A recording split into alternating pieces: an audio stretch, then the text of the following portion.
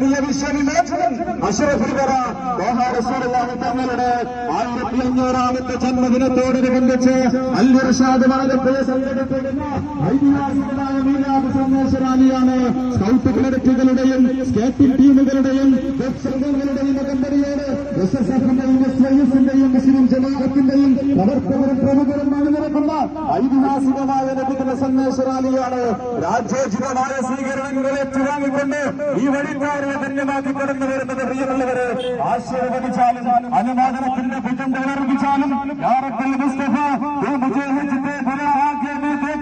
आज से सब तेरा यज्ञ में चलेंगे Medina we lead ignorant people to the world of knowledge.